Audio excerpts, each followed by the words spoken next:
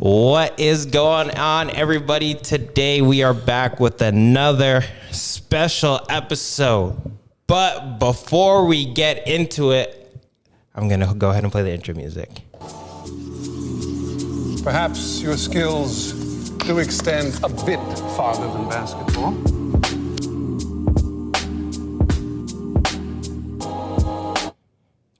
As I was saying, my name is Dante. We are Chez Dante.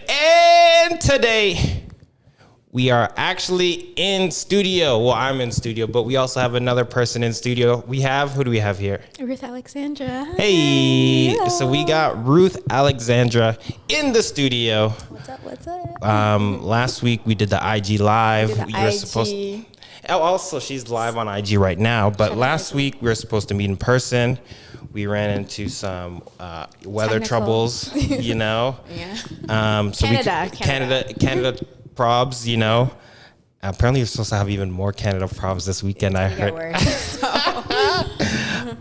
So we ended up doing the Instagram live, which worked out better than I thought it would. Yeah. And so we rescheduled the in-person conversation to today, which is what you guys are listening to now. Before we hop into any of the topics, make sure you leave a like, leave a comment down below of what you want to hear next, and make sure you check out the Patreon in the description below. All right, guys, the Patreon is what allows this platform to float like a boat in the oceans of chaos. The rivers of troubles, whatever you want to call it.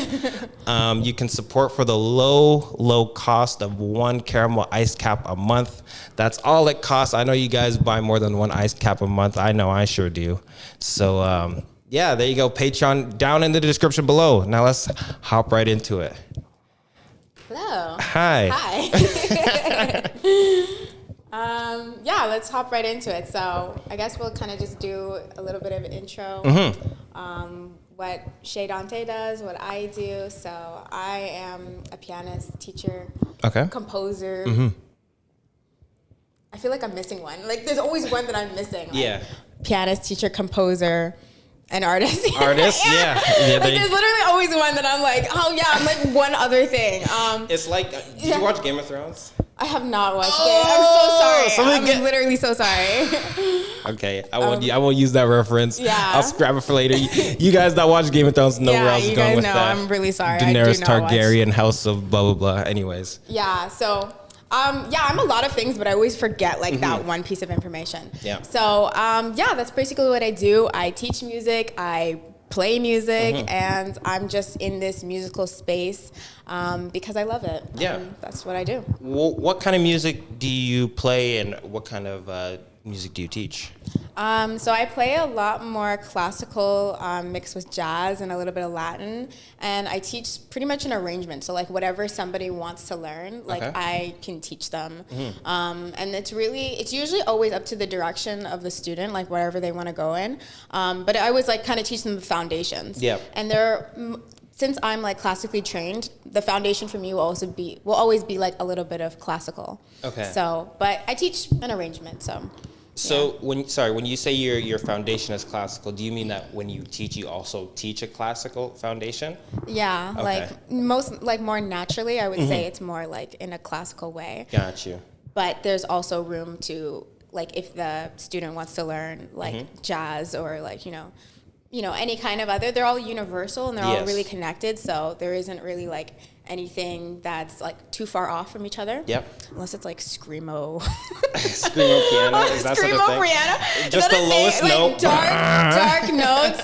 A lot of dark dissonant notes on the end of the piano. If they want to learn that stuff, then I'm I'm probably not the teacher for that. But their overall scope, I can teach pretty much everything. Got you.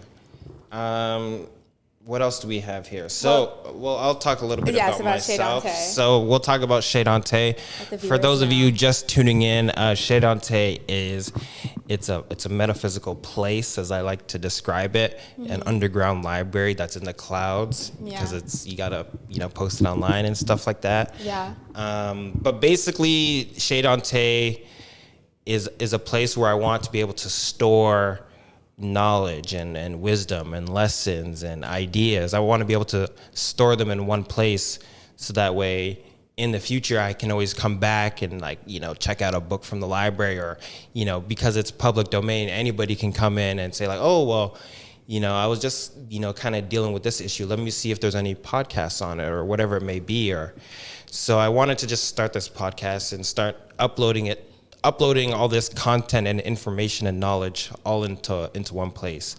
Mm-hmm. And I explained this last time, but the reason I went with 𝓟There Dante, it's pronounced Chez and not Ches. I know a lot of people think it's Chez Dante, but it's actually 𝓟There Dante. 𝓟There Dante, yes. It's French, and basically it comes from when you want to go to somebody's house, you say you're going chez whoever. So if I want to go to your house, it would be chez Ruth, right?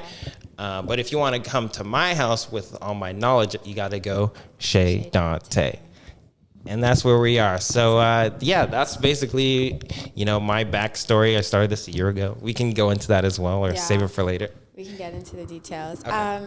Let's actually just talk about, so if you haven't already like checked out our last episode, episode 60, we were talking about the release of Mariposas, Spanish Rose, all of those details. So if you haven't already, and for live, please go check out our first episode that we did. It was a lot of fun. It was over live. Yep. And we'll brush up on a few things here and there about it.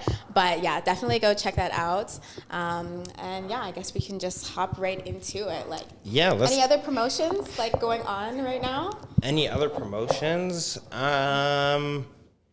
Yeah, I mean, I plugged this a little bit last time, but I also, run a production company on the side. So if you guys, you're looking to get content out, or for your Instagram, or maybe even for your business, you don't really have a strategy. You don't know what kind of videos to shoot, pictures, or even if you want to do your own podcast, I help produce all that stuff. So that would be the last thing I'd like to mention for now. Yeah. All right. So let's go down this list here. First topic was the first topic when we did the introductions, right? But let's talk about the why, because I think the why is such an important thing. With the why is anything you do. Yeah. What with whatever it comes to, what you're doing, the why is super important. Have you read the book Start With Why? I know it exists, and I have not read it. Oh, yeah. Okay. I knew it exists. It's a really good book. Highly recommended. For those of you in the Instagram live, comment if you guys have read, Start With Why. Just put a wave if you. Put a wave if you've read Start With Why. We actually did an episode on it on the podcast. Me and a few guests, we did like a little book club. So we all like read the first chapter, and then we connected, be like, oh, so like, what do you do from the first chapter? So we talked about it. It's a very good book, but so let's talk about it. Why music? What is your why when it comes to your music, your art, or the two songs? I know that's 3 questions, but we'll start with why music? Why music? Yeah. Why music? I think for the longest part, from my childhood, seeing it, growing up, just being in that space, the why was never really there or present. It was just something that I've always been exposed to. Okay. So it was more just like a matter of who within the family is going to pass around this next, the next generation of musicianship or artistry. Got it. Yeah. So I never really had a why. I just had like more of a knowing. Okay. Like, okay, this is what I'm supposed to do. This is what feels good to me. And this is what, like, I know how to do well. Of course, there are whys where I'm like, oh, why am I still doing that? I'm like, oh my God. Like, of course, I have whys like that, but there's never really like, there's just always like a knowing for me. Gotcha. Because I know that this is what I'm supposed to do. And I guess my why overall is to help other people. Yeah. That would really be it. Like truly transform people, how they think, how they feel, and affecting them through the music that I know how to do. Yeah. No, so. That's awesome. And just to piggyback off your why of to help people, right?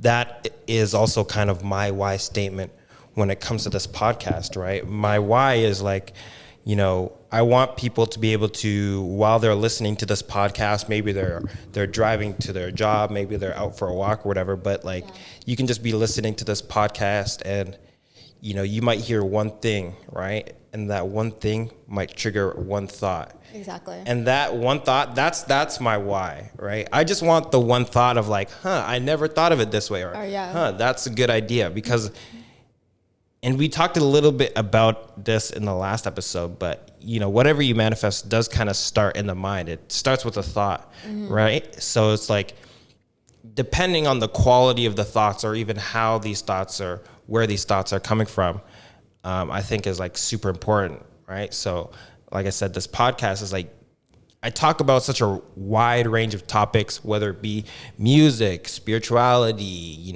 personal development. Yeah. Maybe I'll get into finance in the future. I don't know. Maybe some Bitcoin. We'll see how that looks like in the future. But, things of that nature, and all because like, once you do have the people listening, they can just literally hear one thing, and it triggers a thought, and they never thought in that way before, right? Yeah. And then they start doing things differently. They have a positive upswing. Like, oh wow, I didn't know I could do this. And then they start doing this, and they start going to the gym or whatever. So that's really my why. Just for those, I call them thoughts of value, right? When you have a thought that then translates into something physical or something beneficial. Thoughts of value. Yeah. Okay, I've never heard of that actually. Yeah, I coined it. Yeah. I don't know. So your why is really just changing people's mindsets to think differently in a more positive way.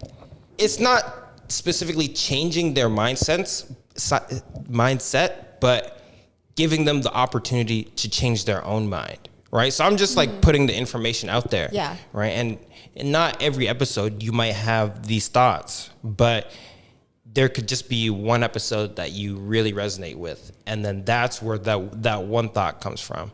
So I'm not like out there intentionally like, you should be thinking this way, or why aren't you thinking this way? Yeah, or why aren't you thinking the same way I'm thinking? It's more like, here is how I think, or here are some ideas that I have been thinking about. Yeah. What are your thoughts on this? Or like, what thoughts come to your mind when you hear or see these, ideas? So yeah, that's my why statement. All right. And actually, funny enough, if you guys go and tune all the way back to episode 1, I believe, I talked about it there. So it's been going strong. Going strong. As it should. Mm-hmm.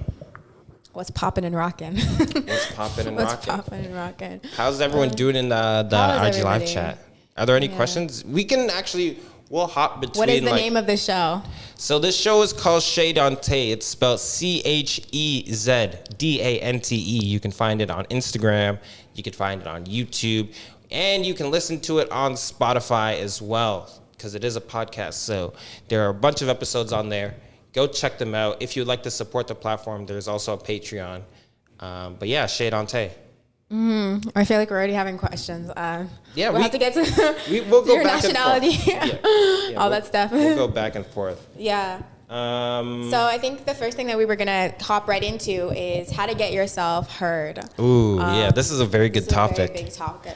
I'm just gonna like switch. This go for it over here.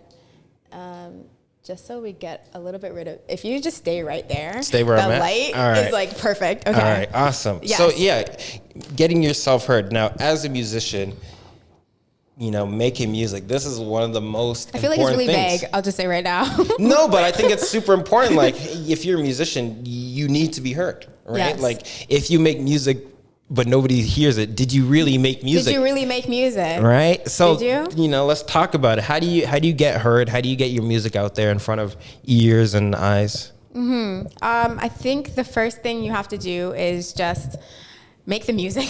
Okay. Make the music first. Okay. And then actually strategize a plan. Strategize a plan to get yourself heard. Okay. In front of people.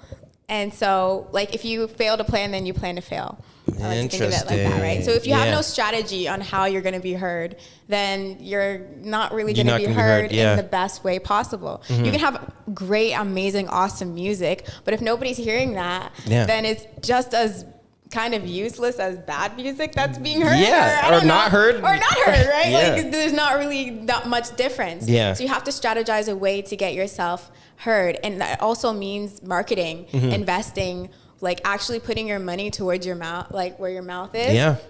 You have to market yourself. And that's how you get heard. The posting videos and all that stuff is really good exposure, but you need to also know that like there has to be like an investment of real money to get yourself heard, and that's not a bad thing. As people think like, oh, I have to pay. I'm like, you got to pay for your shoes. It's so true. You got to pay for your pants. People would much rather, spend money on shoes than promoting their business, which would then bring them more shoes. You know what I mean? Promote your business and you'll get more shoes. Like, it's really that simple. But people, right? Once again, people don't think of it in that way. Like you said, you do have to, invest some sort of monetary value into it. And it doesn't have to be thousands of dollars and we got to go to an agency and we have to have a, record label and all that thing. Yeah, it doesn't have to be that, but you do have to actually invest into getting yourself out there, especially if you want to be heard. If you don't want to be heard, then, don't invest and just... stay silent. Stay silent, right? Don't bother with the music. So yes, I would say number 1, strategize a plan. Number 2, invest. And 3, it's kind of out of your control, but you like make the plan to hope for the best, right? So like set the bar high. Yes. Meet yourself somewhere in the middle, right? So if you're like, I want 10,000 people to hear me, right? That's what I want. I might get 3,000 people, right? That's still great, right? You set the bar high and you still meet yourself somewhere around that, right? So, and you have to think big for yourself. So, set the bar high for yourself, strategize a plan and invest. Those are like, the good ways. What would you say? For me, now, my perspective is a little bit different. While I am, making a podcast, but in terms of like, getting heard, I think, one of the things about getting heard is getting in front of the right people, right? Because if you get in front of the right people and they hear your music or hear what it is they're doing, they might be willing to like share it with other people, and they can create that sort of chain reaction of like, this person hears it, passes it to this person and this person. But finding the people, like getting in front of the right people, whether it be people in your circle or people just outside your circle. Like you'd be surprised on who out there is just outside your current circle that can like take you to that next level. Like right outside your comfort zone. Like right on the other side of comfort. Right on the other side. There are people there that they want to help you. They want to get your music out there. You can connect with people on social media. That's another way to get heard, right? Make friends. Make friends online. Make friends that are sharing work, because there are some people online that, they just post their own stuff, but then there are other people that are consistently sharing other people's work, right? And, driving the conversation that way. So you do kind of want to, make those connections. And, I think what you said is like really good. Plan, invest your money. And what was the third one? Set the bar high. Set the bar high. Set the bar up, you know what I mean? Like big up yourself. No, I think that's good. I was setting the bar low. And then I was setting the bar low for myself. Really? And then what happened was I surpassed those low bars. Like I surpassed those low goals where I was like, dang, I'm really thinking small for myself. And then I was like, okay, let's set the bar like even higher. Past those comforting thoughts. Where you're like, oh, could I really pull these numbers? Could this really be something possible? And we're like kind of believing that you could go there. So let me ask you this.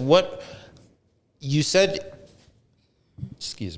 you were setting small goals for yourself, right? And then you were surpassing them like bit by bit, but then you decided to switch to setting bigger goals. What made you decide to switch that? When I hit my small goals. When you just hit the small goals? Like when I hit the small goals, like naturally or not effortlessly, but like, I was like, okay. Yes. That I think because when I started to look at the numbers, let's take Spotify, for example. Okay. I had a figure in mind. Yes. And like when I first started it, I was like, okay, I'm just looking at these as just like little pixels on the screen. These are just numbers and they don't really matter. They're going to go up. Yes. So in my head, every day I was like, the numbers are going up. This little 200 mark doesn't really matter because I'm thinking 2000 at that point, right? Yes. And then the 2000 happened and I'm like, I'm not really focused on that. I'm thinking like bigger. I'm thinking like 5,000, right? And then I just kept seeing that. And so I guess I guess it just happened because I was just perceiving it as I'm already there at my goal. And what I see in front of me is just like, yeah, I'm like, okay, well, like it is what it is. Like, it's whatever, right? I wasn't like so fixated on it. Now, let me ask you another question. Do you think that setting a goal that maybe is too high, not every goal is like too high, but sometimes you could set a goal that may be outside of your current capabilities. And if you set the goal too high, you might end up discouraging yourself or disappointing yourself. Do you ever feel like you've encountered that where you set the bar too high and you maybe have to like reel it back a little bit? Like, let's reel it back. Definitely. Okay. And there's nothing wrong with that. You should be thinking as big as possible, but you also want to think realistic where you are right now in your life and the skill sets that you have right now, right? If I'm trying to play, let's think about it like 4 years ago. 4 years ago, I was trying to play Arabesque by 𝓟There, and somebody asked me, does this piece intimidate you?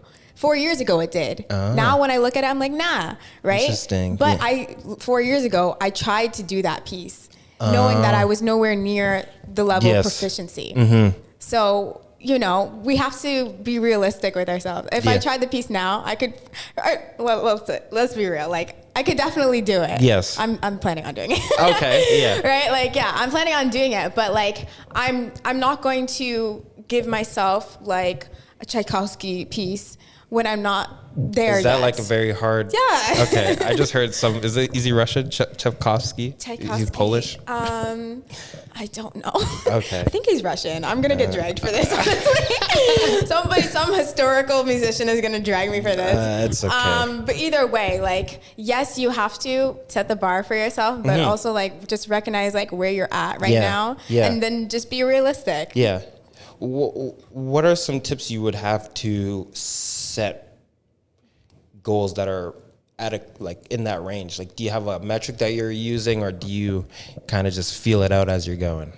I just think of like where I'm at right now. I'm like, and it's kind of an easy answer. It's like, can I do this? Yes. Okay, yeah, probably. Like, will I do it? Okay, yeah, probably. And then, I don't know, take the steps towards like doing it. Yeah. There's no real like list or metric that I go off of. Yeah. It's just about really recognizing your strengths and where you're at right now. And that's really it. Nice. Yeah. What else do we have? No, we're keep going. But so I think does that like conclude how to get yourself heard?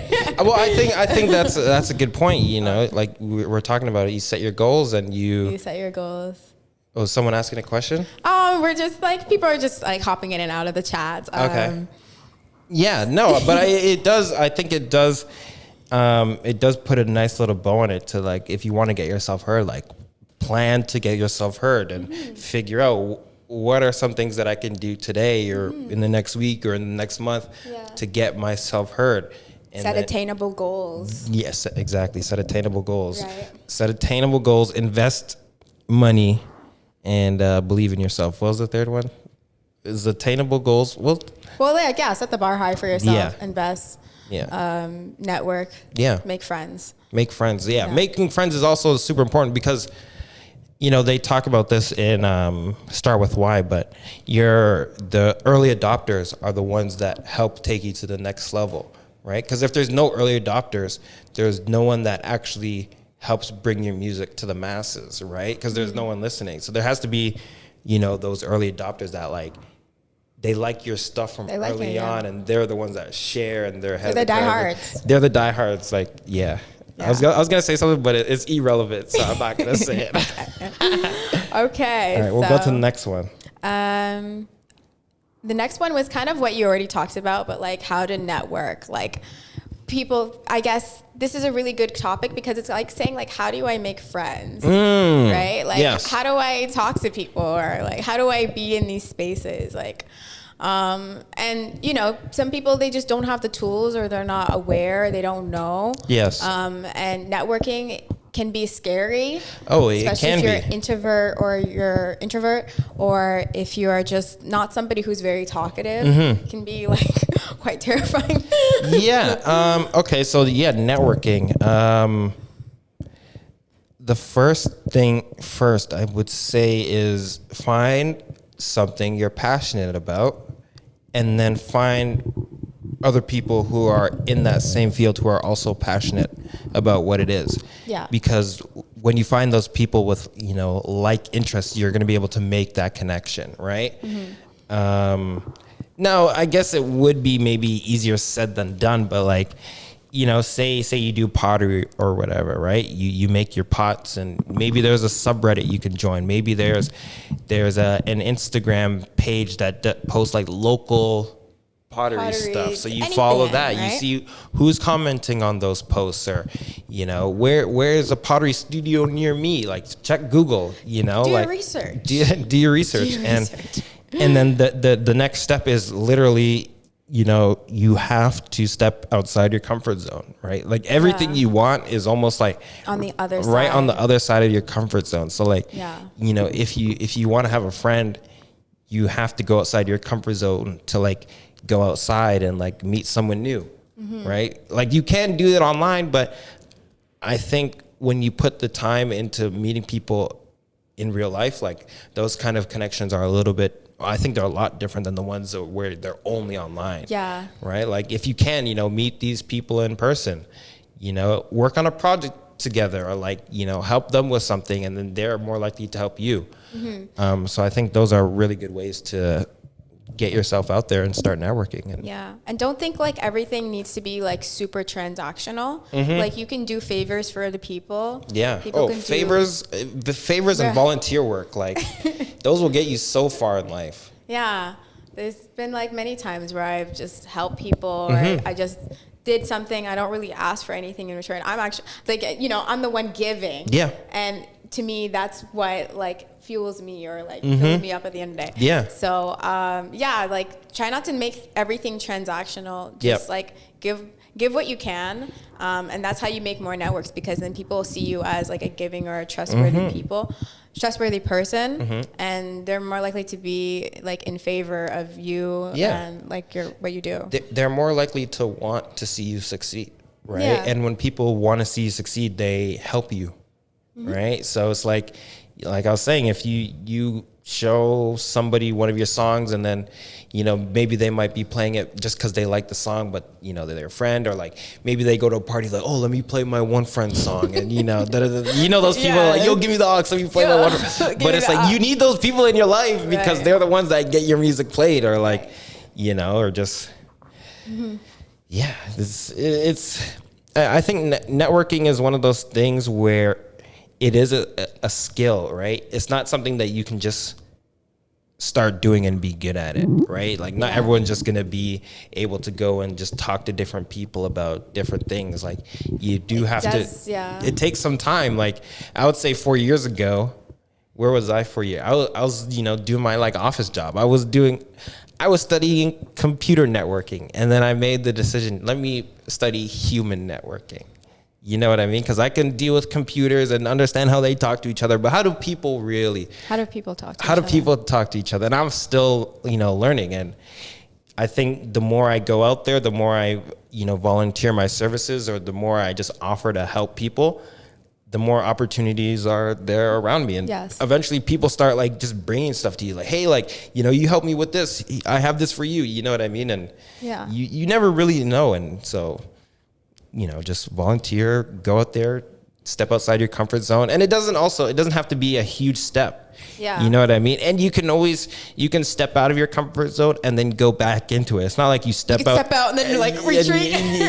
But you can, right? You can go out a little bit and then come back. And then the next time you go out a little bit further, you come back, right? So, and that's one of the reasons why I call, the listeners of Chez Dante explorers, right? Explorers, okay. Because we're all exploring. So like everyone goes out, they explore, they go outside their comfort zone, and then they come back, right? So like right now, we're doing this episode, and technically I would say we're exploring these ideas. Right. So we're going outside of our comfort zone. We're doing this conversation. We're live on Instagram. We're recording on YouTube and all these things. And then we're going to take all the information and then we're going to come back to the comfort zone, So, outside of your comfort zone is not necessarily negative. It's just what you're not familiar with, right? So the more you're able to familiarize yourself with, the less chaos it will actually be. There is like a saying, like, get comfortable with being uncomfortable. Oh, yeah. Right? Yeah. Like, you have to really just be like, dang, this is really uncomfortable, but I know it's going to bring me to another place, another realization, another opportunity. Yep. And, you know, you just have to just like, you know, be uncomfortable. And Yeah. Yeah. And that's another thing that I think a lot of people, maybe they forget or they don't realize, but sometimes people do things while they're uncomfortable. Yeah. Right? Like some people, they'll be like, oh, like when I'm more comfortable, then I'll start networking. But there are some people that they'll still go networking, but while they're uncomfortable. Yes. You know what I mean? Like I was at a networking event like a couple weeks ago and I wasn't like the most comfortable, but like I was still there talking to people. I was making sure my handshake was like nice and firm. Yo, some people will squeeze the life out of my hands. I'm like, I could have done this to you. Yeah, how do you think I feel? This is my hand. I know, right? But like you go out there and you experience these things and you know, you learn a little bit more. So like, you know, that was, even though it was the end of the year, probably the first formal networking event that I went to, but like going to a house party is still technically a networking event. Going to the mall is still technically a networking event. Like you can, anywhere there's people, you're networking. We all live in the, like, okay, we have like social networks, but then there's a legit social network. Physical network. There's a physical social network. Yeah. Don't forget that there's a real life out there. Don't forget there's a real life. It's like, not just Instagram. See the Instagram live, like, go live your life after this episode. Yeah, but it's true. Like you go outside and you just see who's around. Like, what local businesses are around you or whatever. Who are some shop tellers that are near you that you can become friends with? You know, like there was you know, when I was living out here, there was a local dispensary that had just opened up, right? And the people there, they gave me like such good advice. I don't know if there's people that smoke weed or anything, but like they gave me like good advice. Like, okay, you want to buy this and, you know, do this and save it. And I was like, you know, I really appreciate when people do things like that. Yeah. So in return, you know, I gave those guys like a dozen of donuts, right? Just be like, you know, you guys didn't have to go above and beyond for me. So like, you know, this is for you guys. But then since then, it's like, there's that community aspect where you're connected with them. They tell you about things, you tell you about things. And once again, that's how you network and build connections. That's how you. And I would say, to build off that, don't think that your networking is just about your business only, your music only, your podcast 100%. only. Because networking is like a skill and it's a muscle that you have to exercise, and you can do it in many different ways that have absolutely no relation to what you do professionally. So just make sure, like, and it's good to practice that skill. Yeah. When my mom was working at a market doing hair, that was a great way for me to like network, talk to other people. It was like the same thing, like, you know, marketplace, all that things. Yeah. And it had nothing to do with what I did. Yeah. Right? But it's just about building relationships in other ways. So make sure you're exercising that skill in other ways, and really just being like of service and and talking to people. Like, the last thing I would also say is just to like be authentic. You know, don't try and go in there with any hidden agendas or whatever. Like, if you do want to get help with your music, say like, hey, like when you first meet the person, I was like, yeah, hey, I'm an artist. I'm also doing these things. Yeah. Let these people know those things about you, so that if they do have an opportunity, they can help you with what it is that you're actually looking to help. Whereas if you're just like, you're just trying to be this person's friend, so that way eventually they can put you on, but they never knew you did music. How are they going to put you on until like 4 years down the line? Like, yo, I've been a rapper for 4 years. Like, you got to be upfront and just be genuine. And like I said, build genuine connections, be friendly and of service. And if the people fall off, they fall off. Like, there will always be like more people to come. So exactly, 100%. Do we have any more questions in the IG right now? I have not been paying much attention.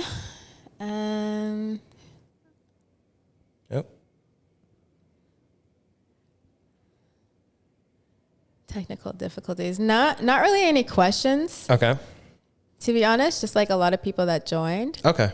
So, I mean, if you have questions, definitely put them in the chat down below and we'll get to them. Yeah. But yeah, we'll just keep going. So yeah, we talked about how to get yourself heard, how to network. And now we're going to talk a little bit about music compositions. Yes, this is your wheelhouse. This is my little go for it. If I have any music questions, composition. I'll ask you questions as you're going. But Yeah, go for it.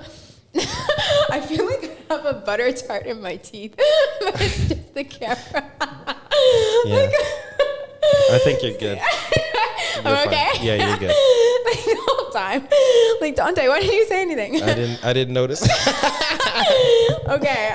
Yeah, we're gonna talk about music composition because it's a very big world. It's a big spectrum. It can be anything from lyrics to actual notes on a paper to just notating it down in any kind of way. Okay. So a lot of people don't know this, but as soon as you write something down, it's technically legally copyrighted to the artist or whoever wrote it, right?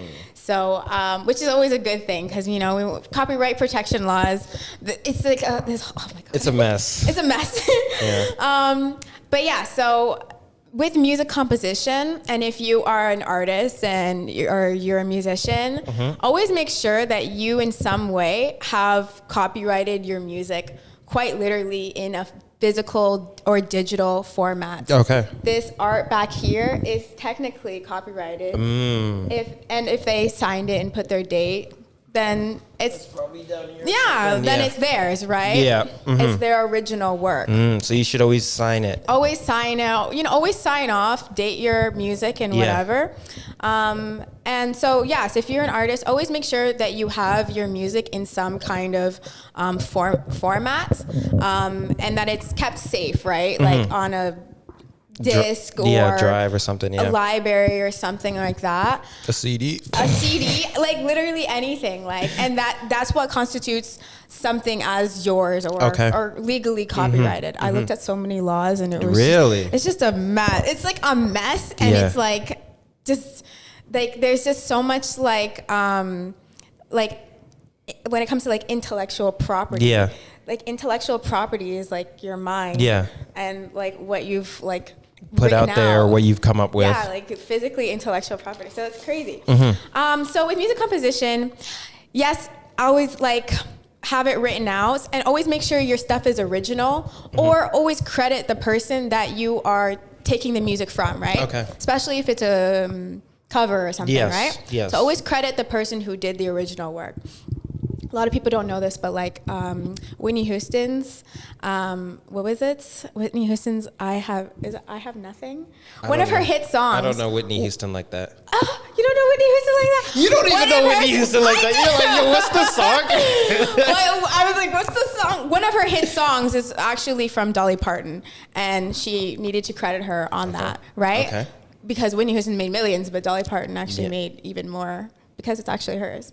So anyways, yes, you always want to make sure that if you're doing a cover, credit the person that you're doing it, include them in the work, because they technically own rights to the song. Yes. And always make sure if you're doing original work, like make sure it is really yours, like it's come out of your head, like as original as possible. And there's always like a little room for like, I guess, like same think. Yeah, like interpretations, like you could take Romeo and Juliet, right? Romeo and Juliet, love situations. Yeah. Somebody could write the same song, could write the same story, but call it something else. Yes. Steve and Tom. Steve and Tom, that's so funny. Well, like, like same concept. Yeah, like same story, but like different people, right? Yeah, well, I think most stories are like that, and I talk about this a lot on this podcast, but like there's only like 6 or 7 original stories. All other stories are based off of those. Yes. You know what I mean? Like the Romeo and Juliet story, like actually, okay, do you remember that one? There's a movie, it was called Gnomeo and Juliet. Do you remember? Yeah, the one with the gnomes. Yeah. It's the same story, but it's with gnomes and they changed it up, but it's still the same idea. Yeah. And I think most stories are like that, where they just get the core story and then they strip everything off of it and then they put something else on it, but it's still the same skeleton. Right? You know what I mean? Like you look at Harry Potter, for example, right? And then look at the Bible, and you're like, whoa, like Apparently they're one and the same. They're like, but it's the same story almost. I Like, didn't actually know that because I don't watch Harry Potter. no, but I know, but because if you're religious, you're not allowed to, watch Harry Potter. But at least I wasn't. Like, my mom never let me watch Harry Potter till I was older. But anyways, if you look at the books, it's like these stories are the same. It's like, whoa, like they gotta go and get the chalice. Who is this, King Arthur? Or they gotta get the goblet of fire? Like, they gotta go in the underworld and fight a snake. Who are you, Osiris? Like, what is this? Oh, okay. I actually never really made those connections, but you gotta listen to more of the podcast. That's all. Everything is connected. Everything is a social network, or in computer terms, we live in a full mesh topology, meaning every node is connected to every node on the network. So that light is connected to that chair in some way that we don't know. Right. But anyways, where did we kind of veered off? I had a thought. Whitney Houston. Well, no, and not then Whitney owning Houston. the rights. But like the skeleton, the story, yeah, right? the story, yes. So it goes back to like if you cover somebody, or if you have your own original idea, but it's kind of taken from somebody else, and you're using that as a skeleton. Like, yes, that's okay. That's what music is built on. But always try to make things as original as possible. Yes. Because like, I'm not saying like lawsuits happen like regularly, but you don't want them to happen. You don't want them to happen. You actually want to protect yourself as much as possible. And that's why with music composition and copywriting your own music is really important, because you're protecting your music from lawsuits, eventual lawsuits. I just want to do a quick shameless plug. Go for it. Really quickly for 𝓟There, my little business on the side. It's technically like a record label and music composition and teaching. So I printed like the nice, the nice thick copies. Oh, ooh, it's like the thick what paper. kind of this paper like costs thick $20 with a 2 Cs. sheet? Like, dang. Listen to how thick this paper is. Hey! For the audio listeners, I know you can tell this paper is thick. Thick with 2 C's. Okay. So I just printed off. Got it? Maybe I'll show it to the camera. Yeah, go for it. I did print off Spanish Rose, which is now available at 𝓟There.ca. So, and here is a great example of, putting your work on like an actual physical format, right? Because now it's technically yours. Right? Yes. So, if you haven't already picked up your sheet music of Spanish Rose, I'm also dropping Spanish Rose solo piano at the end of the month. Okay. Because I've gotten such a good response on the first song that I did. Okay. So now I kind of just stripped it down and did piano, because, that's what people are here for. They're here for the piano. Yeah. And you can pick up your copy. This is for advanced and intermediate players. Oh. What just happened? I don't know what's going on there. Did someone request? No, I think it's your Bluetooth or something like that. No, I think we're still good. I think we're good. This is for advanced and intermediate players. I wouldn't really recommend it for like beginners. Oh yeah. Because I mean, like, even if you look at it, the first chord it's a G minor 7 chord. Oh, 100%. Right? Yeah, I was just about to say that. You were like, I was just about to say, and the next chord is an F sharp diminished. So he's like, of course I can pick that up, right? Yeah. But this would be for intermediate and advanced players. So it's in lead sheet format. So lead sheet is kind of like fake music, how they have in jazz. Fake music is for the people who don't know how to read note by note on the staff, right? I don't even know what that means. Okay, so note by note on the staff. Note by note is like, you see how there's like lines, and then you see how there's like little notes on the staff. Okay, so what is the staff? Teach me about music. So the staff is like these 5 lines. Okay, that's a staff. That's a staff, right? Yes. And then each little circle is a note. Yes. And it's called something. So this note is called a G. Okay. And the note on top of that is called an A. And overall, it makes a chord called My G7. piano lessons are like right. My piano lessons, right? Just a quick one, right? Yeah. So these chords on top are for people who don't know what these notes are, or don't particularly read. So you would just read this instead of looking at the note, that, right? Okay. Yeah, that's how it is. And then these notes are for people who read music, but don't necessarily know how to read chords. Okay. And if you do both like me, you could refer to either or, right? So that's why I created Spanish Rose. Yep. It's for people who know how to do both, who can read music, and who are, at an advanced or intermediate level. Nice. And is this something you teach like as a practice? Like, do you teach Spanish Rose for people that want to learn it, or is it like you teach? I know you teach other things, but like this specifically, do you teach this yet? I have not taught it yet. Okay. I would definitely like to teach it. Okay. But it does require somebody who's more advanced. More advanced. Gotcha. And I guess I wouldn't be teaching at that level. They would just be like, okay, how do you finger placements or like we'd be talking more details like dynamicism or like things like that. More got you. Things. And so more about composition, like composition. What else goes into making something like that to where you're able to read it in those two different forms, or like what else actually goes into making this? So you need what's it called? I'm at a loss of words. It's a music notation system. Okay. You need a music notation system. That usually helps because it's like digital. You can input the numbers, you can input the notes, and then you can manually put them in. Okay. Or you can like build chords on it. It's like, I don't know how to explain it. It's just like it's a tool that you would use, and then it's like a tool. It's like Does it read what you're playing? Yeah, like so. If I inputted a MIDI, and then I had it hooked up to my keyboard, it could read the chords, the pitches, everything. Right? Okay, that makes sense. Sometimes it's not very accurate. Like I look at that, I'm like, that's wrong. But it's a computer, right? Yes. So it'll pick up what it thinks that it hears, right? So. Yes, you can start with a musical notation system, or you can write it out by hand. I do both. Okay. Either or is fine.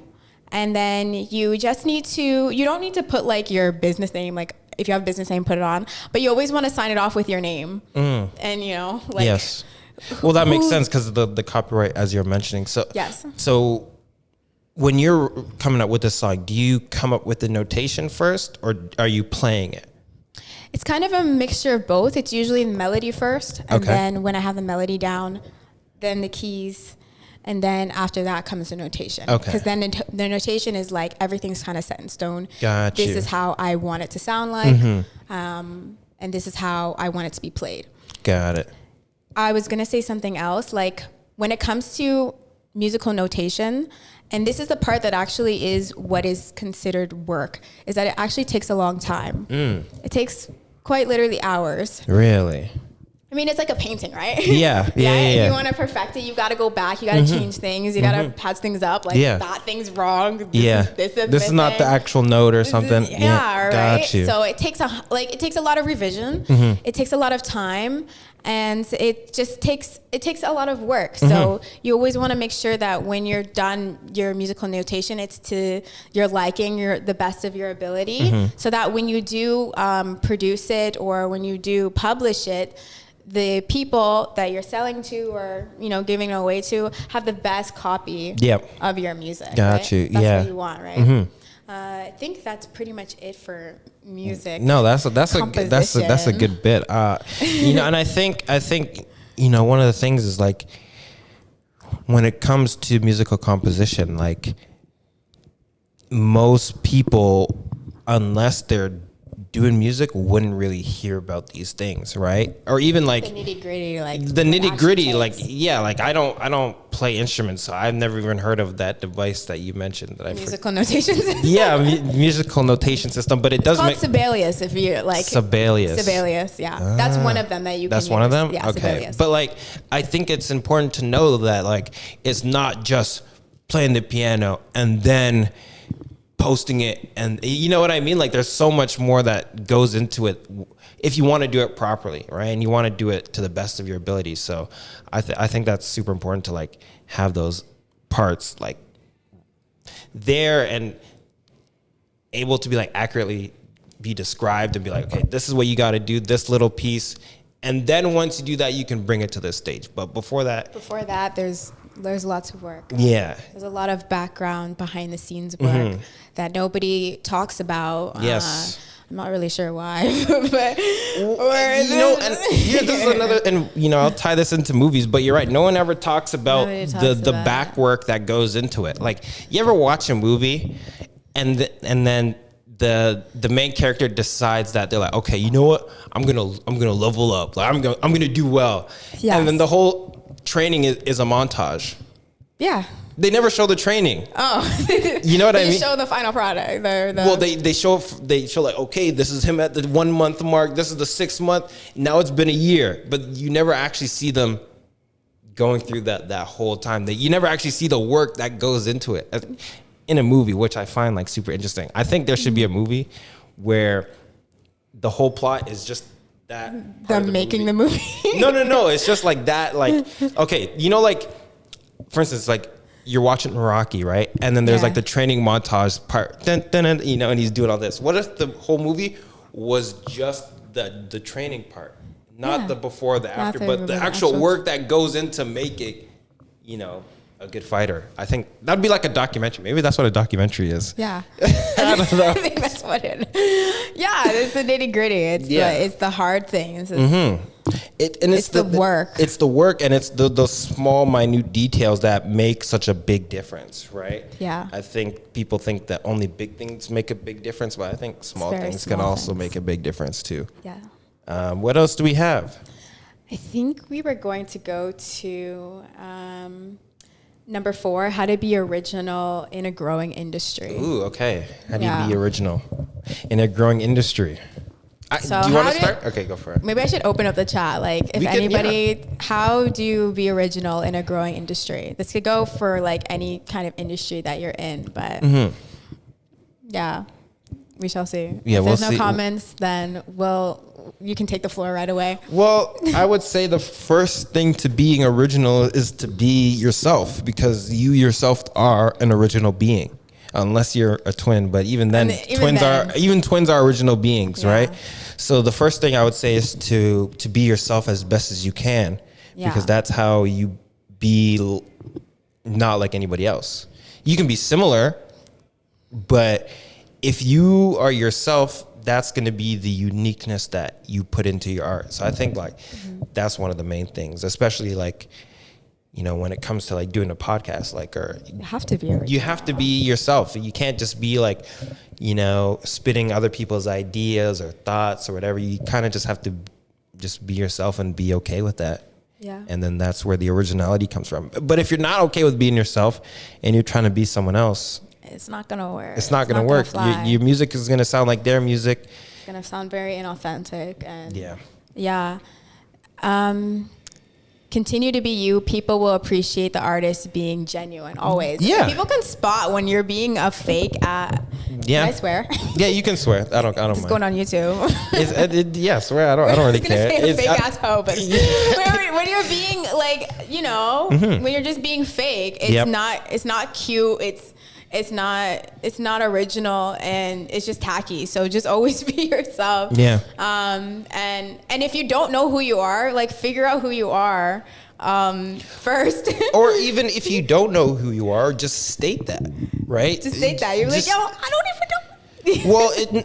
I would say, like, if you don't know who you are, just when I say state that, I mean just like come to terms with that. You might not know accept it, just don't be like, oh, I don't know who I am, so I'm gonna be someone else. Yeah. Right? Just be like, oh, well, who I am currently, I don't know who that is, or I'm currently figuring it out. But as long as you're, once again, honest about it, like I was saying, like, I'm building this podcast as I make it. Like, I'm not perfect yet. I don't think anybody's perfect. Nobody is so perfect. It's like, how can you fully know who you are entirely when, we're talking about the spiritual practice, but it goes on forever. Like, you can learn forever. The smallest things are the biggest things about yourself forever. So I think, once again, just be yourself. Don't try to be anybody else. And don't try to copy anybody else's, even when it comes to like your look, like how you look. Like, Yes, you can be inspired, and it's always good to take inspiration, but make sure you're putting your own unique twist on things and your own style and even your own way of talking and being like,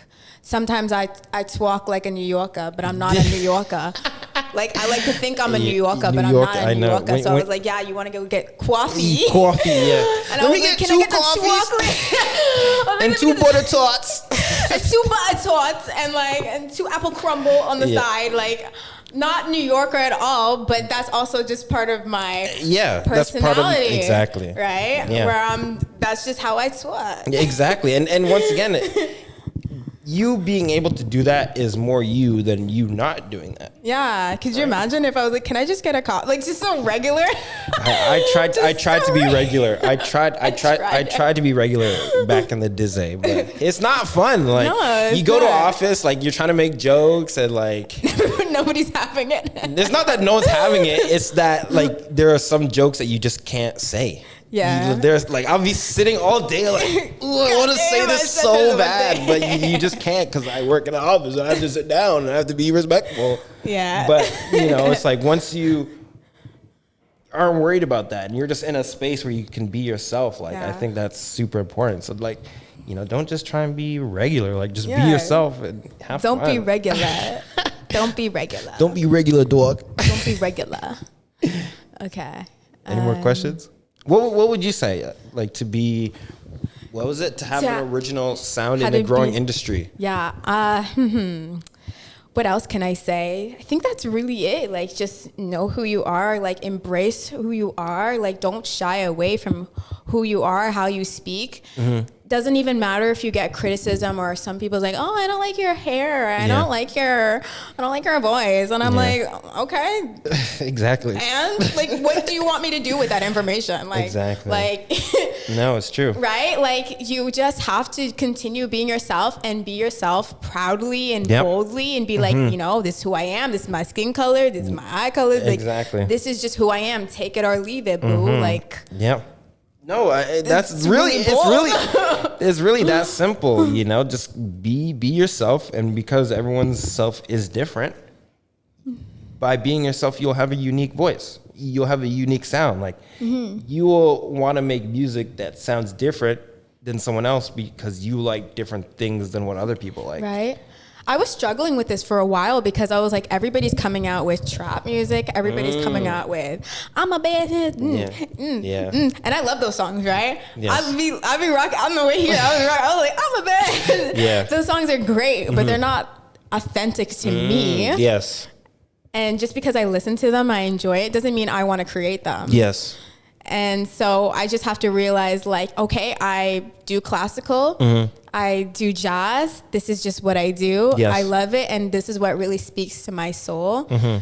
And it just embracing that, not hopping on that bandwagon of I need to do trap. I need to stay relevant. Were you thinking of like, did you want to do like trap piano? Is that even a thing? I mean, I thought about it, but I was like, that doesn't really resonate with me. I would love to do it. Some people have remixed my music to trap, and it sounds great. I'm like, I need to see some of this. Yeah. Someone's commented down below. That's somebody did remix it, and it sounded great. So I'm not saying like I would like knock that out, but that's not what you're doing. That's not like my focus right now. Yeah. And I don't want to stay relevant to stay relevant. I just want to do my own thing. Yes. And the people who appreciate it will appreciate it. Yeah. No, I think that's a good answer. I like that. Like, don't just be relevant to be relevant. Yeah. Those people that are relevant to be relevant, you're gonna have a hard time because they're having a hard time of it right now. Being relevant to be relevant. Forgive me for that. Anyways, and then we were gonna go to number 5. How can you be spiritual in your art or your artistry? Okay, how can you be spiritual in your art or your artistry? Yeah. Do you want to go first this time? This is you. This is me. Okay. Go for it. How do you be spiritual in your art? Well, I think this kind of ties into the last question. I think being unique in itself is being spiritual. Right. Now, the more you learn about yourself, your habits, what you like, what you don't like, and whatever, that takes you down a more spiritual path. And you can also look at your art in the same way. What do you like about your art? What do you not like? What did you like in the past pieces that you've done versus what you're currently working on, right? Yeah. And you look at it like that. And once again, when you're doing art, you come at it from a place of like I was saying earlier, like instinct. You know what I mean? You're kind of just going off feel of it and just like, this is what my body is saying it likes, or these are what my ears are telling me they like to hear. So this is what I'm playing. And then, how would you define spirituality though, for those who don't know, or how I would define spirituality is believing in anything that is not physical, right? believing in the unseen? In the unseen and the unknown, right? Like, for instance, okay, so this is like a spiritual practice, right? So like Wi-Fi, it exists, but we can't see it. Like it's all in the air, it's all around us. We're surrounded by Wi-Fi, but you can't see it. Yeah. And there are other things that are exactly like that aren't Wi-Fi. They're around. You can't see them. They're there. They're doing things. There's energies. There's like spirits and stuff. I don't know if you want to believe in energies and spirits, but like they're out there. Yeah, they're out there. And just like Wi-Fi is out there, if you don't have like, if you're not able to like tune into these frequencies or energies, you won't really be able to see them, right? Mm-hmm. So when I talk about spirituality, it's like, what is out there that's not really seen? What are some of my repeating positive habits that get me to come out here and record an episode? Like, that's spirituality. Yeah. Right. What is like, what are some of the thoughts that I want to foster and have like continue to come back and maybe even like grow ideas off the thoughts? Like, that's also spirituality. Yeah. Doing things for the sake of just doing them, right?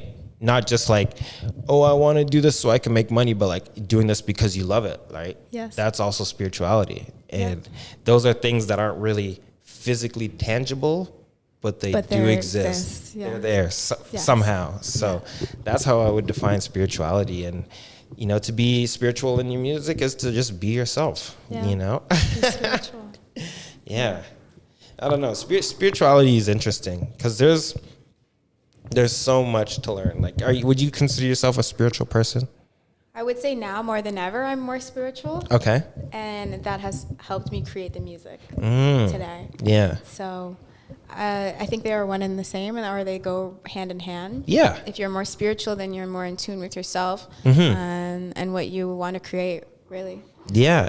And I think when you are more in tune with yourself, those songs that you want to write are already there, right? So the more spiritual you become, the better you become at finding those songs that are like in the back of your head. Way back in your mind. Sometimes they're in the back of your mind, or sometimes like, you'll get an idea straight from the universe. Download.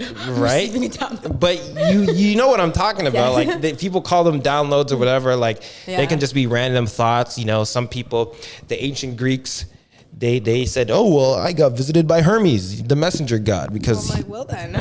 You know what I mean? He would bring messages to, whatever. So, like these ideas, like they come from places, they teach you about something, they might show you something, but it's only once you start doing the work, start doing the meditations, like start figuring out, okay, why do I want to do something? If you keep thinking of like why you want to do something and you just sit for it, eventually you'll start coming up with solutions, and then eventually some new ideas will just start coming to you because your subconscious mind will be thinking about other things. Like I would give anyone listening a little practice to do. If you have an issue, like it doesn't have to be a big issue, but like say to the Instagram live too. A small, a tiny to small issue that you have, or like a small little problem, make the conscious decision to be like, okay, you know what? I understand this is a problem. but I'm going to let my subconscious mind figure it out, right? So you just kind of think about it for a bit and just give it a couple of days, right? Yeah. And then you'll be doing something. You might be washing dishes or Something whatever. really mundane. Something really mundane. You could even be tying your shoes.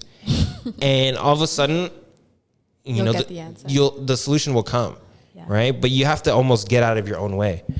You have to be like doing something mundane or doing something that you like. I think mundane and doing something you like almost put you in like the same flow state. You know what I mean? Like if you're doing something you like and you're super engaged and you're just in, you don't know where time is going. Like those are where those ideas come from. And then also if you're like, washing dishes and then your mind is already going a million different places, that's also where these ideas come from. And if you smoke weed, that also helps. Yeah, but if true. And if you, to some extent. Well, it depends because, some people, they just might smoke. It depends on what kind of weed you smoke because there's different kinds of weed. Yeah. When do you smoke? Are you going to smoke and then you got a whole bunch of stuff to do throughout the day? Yeah. Or are you going to smoke at the end of the day and just like chilling out? Like for me personally, I like to smoke and then I'll go for like a walk and then I'll like just look at the stars. Like every single night I do this. Well, almost every single night. But like I'll just like look at the stars and I'll just be like, this is crazy. Like there's just so many stars and what else is out there? What kind of ideas are literally floating in space? Like space is so big and we can get into this, we've been going for an hour, but like chances are this universe is so big, that there's infinite versions of me, there's infinite versions of you. You know what I mean? So it's like just being able to look out and be able to like, geez, you can actually see infinite, just out there, Yeah. So I think we are coming to the end of our episode. Do you want to answer this? I mean, I know I talked for a long while. Spirituality as an artist. How can you be spiritual in your artistry? Yes, it's just about being yourself, being authentic, and really getting to know who you are, diving more into your spirituality, meditating, practicing I would say practicing a little bit more discipline makes you a little bit more spiritual too. Yeah. And I would just say exercise, yoga, anything physical also helps with your spirituality and discipline. Praying, if you're whatever belief you have or whatever religion, get closer to praying and having more of a relationship with whatever God you serve. And I think that will ultimately translate into what you want to create. I know for me with Spanish Rose, the idea seemed even to this day, like when I think about it, it just seemed like such a weird like word, or it just seemed like a really weird thing. Like, how could I just come up with like Spanish Rose? Like, what does it mean? Like, what's the spirituality behind it? Yeah. Why did I get this idea? Why did I even get this idea to make this music? Right. And it came because I was really in tune with myself, and I was really like, I see myself as a beautiful Spanish rose, and there's nothing wrong with that. Yeah. There's nothing wrong with seeing yourself in whatever light you want to see yourself. Yeah. And translating that through your artwork. 100%.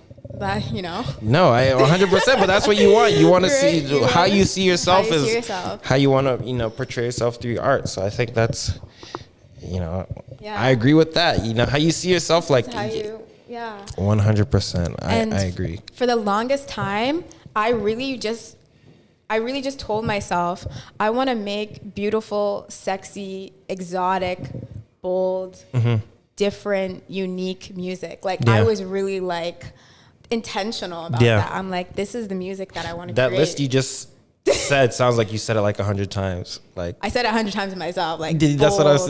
Sexy. They'll was like, yeah, no, I can tell.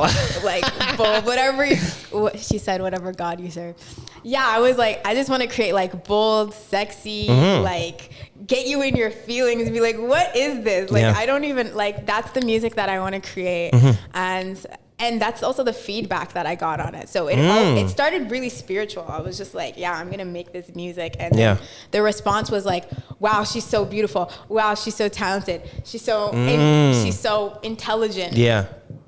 Her music makes me feel waves. Yeah. Like, I feel like I can sip wine and get in a bubble bath and like listen to it. And I'm like, that's what I want. Yeah, exactly. That's what I want you guys to feel. Because I feel that way for myself. And it's so crazy how, like you said, that was the intention you had when you went into it. And then on the other side, that's the feelings that people are saying that they're experiencing. Yeah. You know, like, so I think that's super fascinating. It's like, yeah, I want it to feel like this. And then people are like, oh, this is how I feel when I'm listening to it. You and know, I'm like, well, good. Like, that was the point. Exactly. But that's how you know, like, you know, you're sticking to that intention. You're super committed to that. And it translates through the art, you know? So I think that's super important. Yeah. We have some time to maybe ask some questions. If you guys want to drop some questions down below. If you have any questions in the live, please drop your questions. We're going to do a Q&A. You had some questions from the last one, right? I did. These were like, I pulled up like a Q&A, okay. But they were more like questions about me, or like, some of them are musical. So like some of them were like. Well, we can answer both of them. Like we can both answer them. Up to you. Yeah, we'll answer some of the musical ones. So like, when did you first know that being a pianist was something that you wanted to do? Again, it goes back to just seeing it all the time, being exposed to it, and just knowing that, just being fascinated with it, and just knowing like, I want to do this, and I just have to do whatever it takes to get me there. Definitely came with its ups and downs. You know, doubt sets in. Yeah. Like so many things, failure, all of that stuff. Yeah. But it was just continuing to go and really seeing myself as a pianist. Like, I didn't see, like, you know, when you have that idea, like, you're like, oh, do I really see myself as this? Yeah. Can I really be that? Yeah. And it's just like, you have to believe. Like, I'm like, no, I see myself doing this. And that's just, you just have to envision yourself. Yeah. She said, sexy. That was not my intention at first, but my mind is slowly changing. I think it's talking about the music. I mean, it's supposed to be sexy. It's supposed to be unique, bold, different. And you know, it's whatever you interpret it to be. But those were always the intentions with the music that I create. Let's see.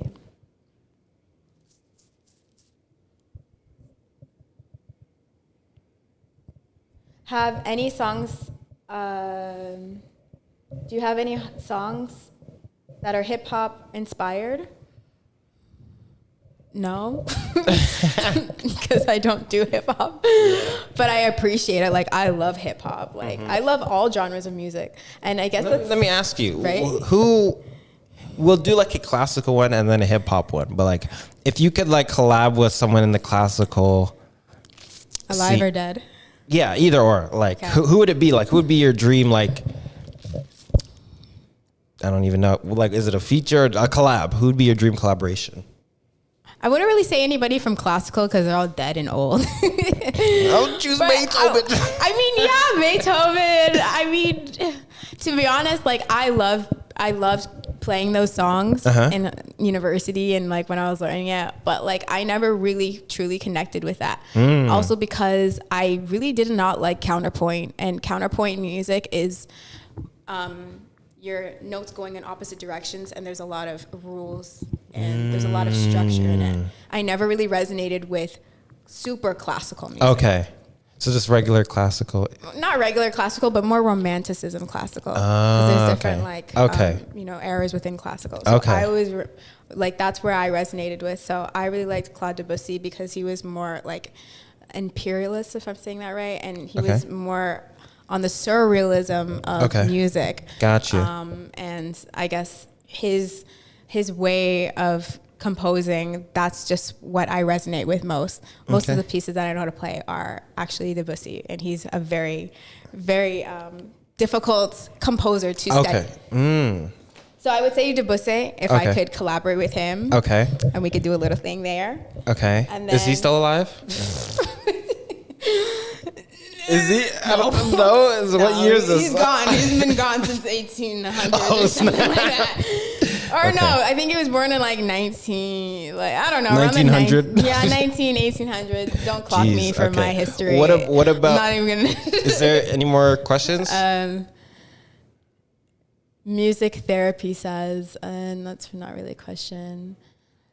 No, not yet. So Okay. What about like hip hop wise? Like, who, if you could like do a collab with like someone in the hip hop scene, who would it be? I don't really know. Like Hip hop, R&B, or hip hop R&B. Yeah.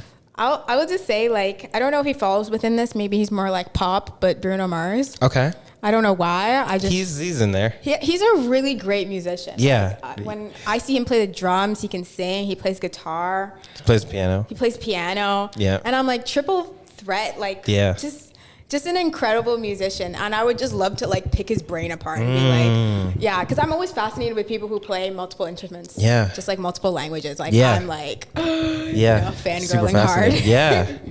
No. Anybody that you would want to collaborate with on your podcast? Podcast wise, in terms of like specific guests or like Anybody alive or dead, big, famous, small, like. I mean, it's kind of, maybe it's cliche, but like I feel like a goal would be pretty sick to be able to somehow get onto the Joe Rogan podcast, because like Joe Rogan? Yeah, the Joe Rogan experience, just because like that's like the goal, Is that like top tier?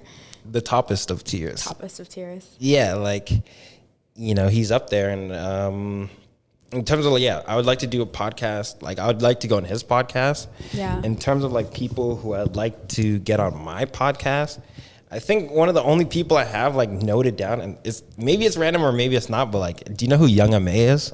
𝜟There? Yeah, the I've heard of rapper. him. I've heard of Ooh. Okay, yeah. Yeah, so I like to get her on. Maybe even Ari Lennox, if you're listening, please. I like to get Ari Lennox. Do you know who she is? Ari Lennox? Yeah. Yeah, she's an amazing singer. Okay, I you love know. her. Okay, so Yeah, that's who I would like dream collab, like Yeah. those two. In terms of like podcasting, but also like I would like to another goal is to just podcast with collab with whoever wants to collab with me. Like that's Yeah. also a goal of mine. You know what I mean? But yeah, I would say those 2 or 3. To go on the Joe Rogan podcast is like ultimate goal. Yeah.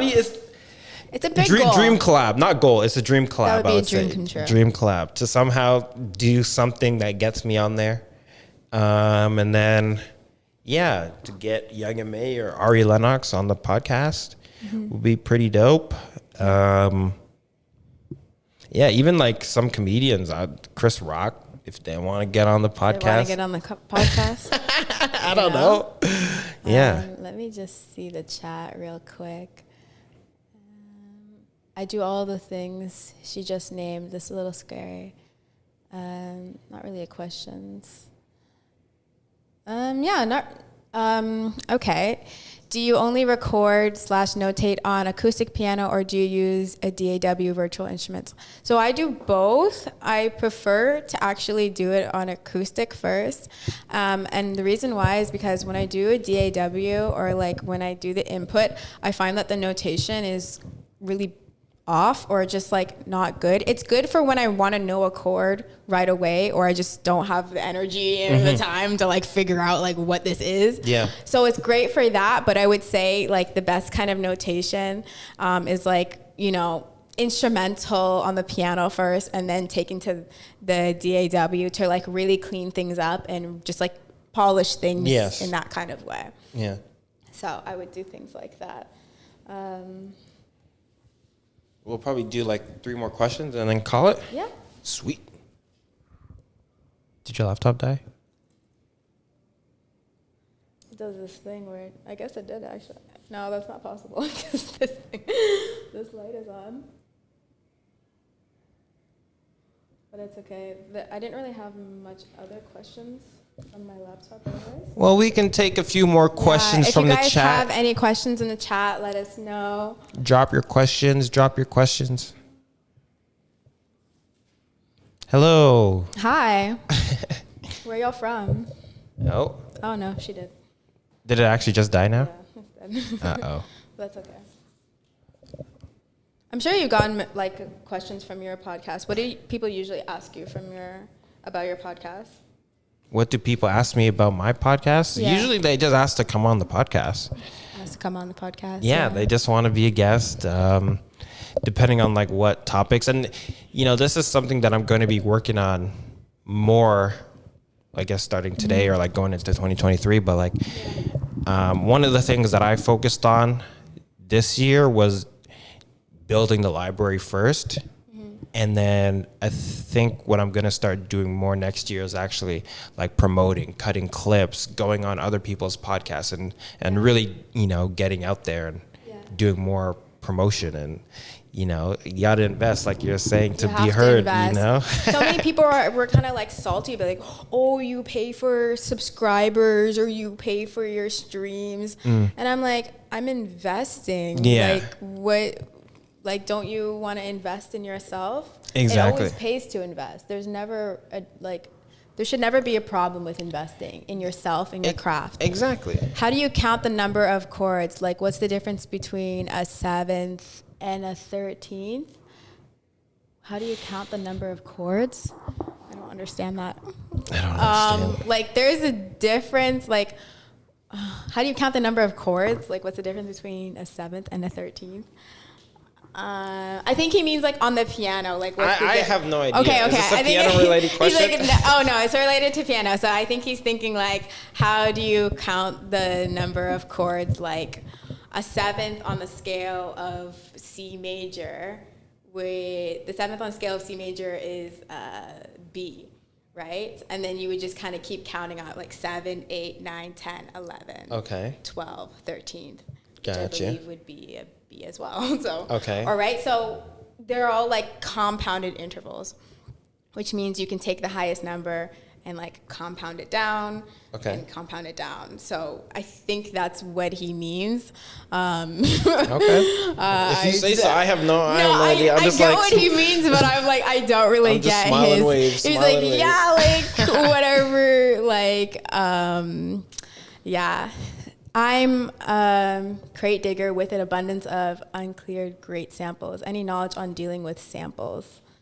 I think he means music samples. Make sure they're cleared before you do anything. That's from the people that I know about samples. It's like, if you have a sample, make sure that you have permission to use the sample. Yes. Because you don't want to go make the song and then it does well, and then this guy's like, well, you owe me 90%. Well, you owe me 80% of that. So just make sure your samples are cleared first. And yeah, and always have an agreement. Like, if you know your sample is taken from somebody else, have an agreement with them. Something written in, like, have a document. Yep. And just have an agreement that they are owed whatever shares or whatever rights they have to that music. Yep. And, make sure you get your cut too. Yep. And then, you should be good. Yeah. Yeah. So I think we're going to wrap up here. So thank you for everybody who's joined the live. Yeah. And we shall end our episode there. Yeah. All right. Okay. Peace to the live.